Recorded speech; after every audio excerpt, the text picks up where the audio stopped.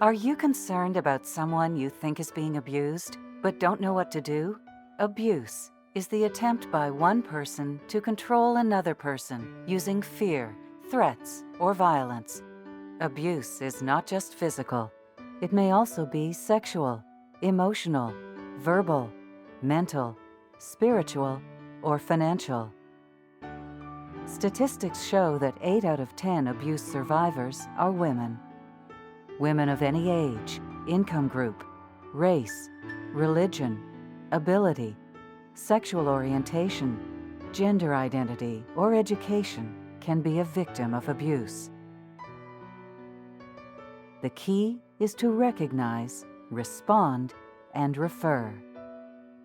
First, you need to recognize signs of woman abuse.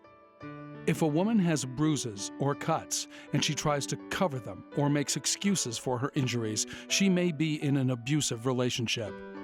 While physical injuries may be the most obvious warning signs of abuse, there are other things to look for as well. She may make excuses for her partner's aggressive behavior, or pull away from friends and family. She may also become nervous when he is around, or fall sick more often. In some situations, the woman is at higher risk of serious injury or death.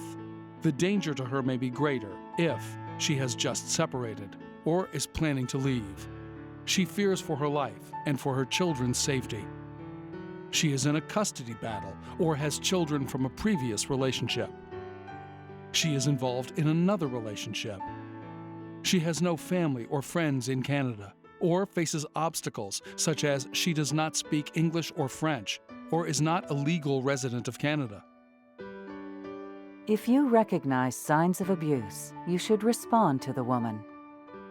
Find a time to talk to her when she is calm and alone. Remind her that she cannot control her partner's behavior, and she is not responsible for the abuse. If she is thinking about leaving the abuser, be supportive and tell her that you are there for her. Leaving an abusive situation is one of the most dangerous times for her, so it is important to have support. If she is willing, encourage her to seek help from a community agency.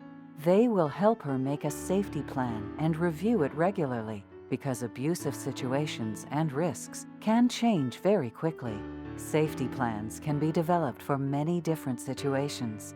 Service providers at community agencies are trained to help a woman identify things she can do to increase her own safety and the safety of her children. You can also share some tips that may keep the woman safer while living with the abuser. All tips may not apply to every woman's situation. Tell her that she is the best judge of what she can try at home. Ask her if she feels safe at home and encourage her to pack a small bag with important papers and items and store it at your home. The important documents could include identity documents, bank cards, financial papers related to family assets, her last Canada income tax return, keys, medication, pictures of the abuser and her children, passports, health cards, a personal address or telephone book, legal documents like immigration papers, mortgage or rental information, restraining orders, and peace bonds. If she has a car, encourage her to keep the car fueled and to hide a cell phone, keys, and some money in a secure hiding place. If it is not safe to keep these things stored in her home, suggest that she make copies and leave them with someone she trusts. Come up with a secret word or way that she can alert you or someone she trusts to call the police if they hear abuse in progress. Planning to keep children safe in an abusive household is important. Support her to contact a service provider who can help her make a safety plan. Encourage her to tell her children that abuse is never right, even when someone they love is being abusive. Tell them the abuse isn't their fault.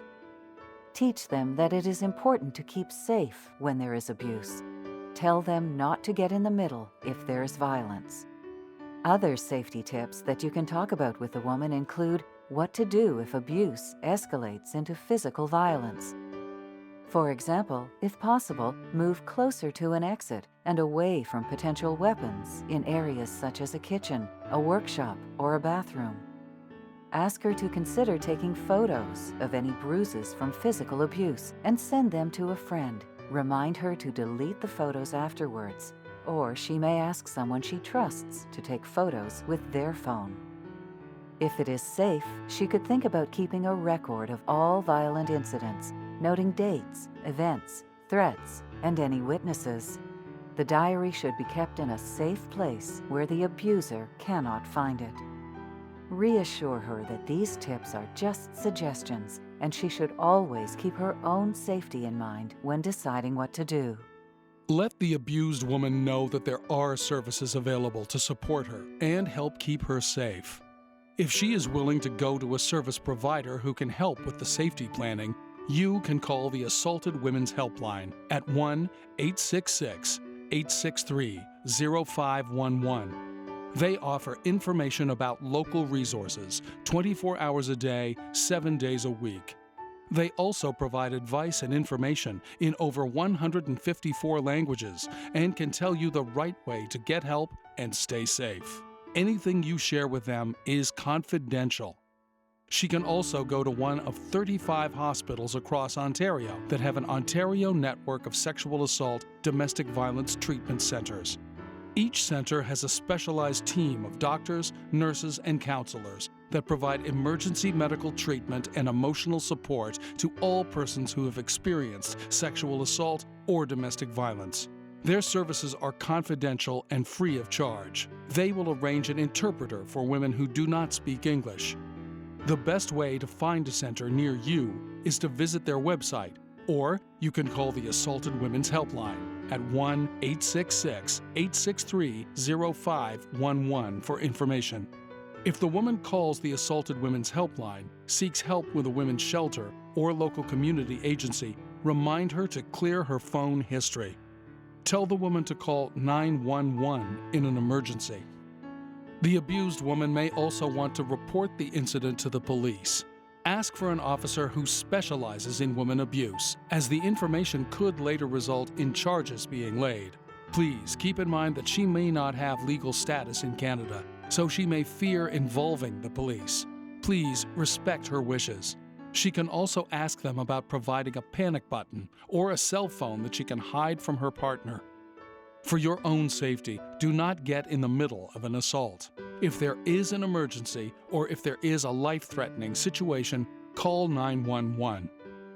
Remember, if a woman is in trouble, she may be too afraid to ask for help. Keep a watch for signs of woman abuse.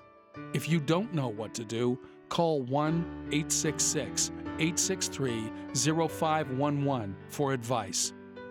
When you see abuse, don't ignore it. Do something about it.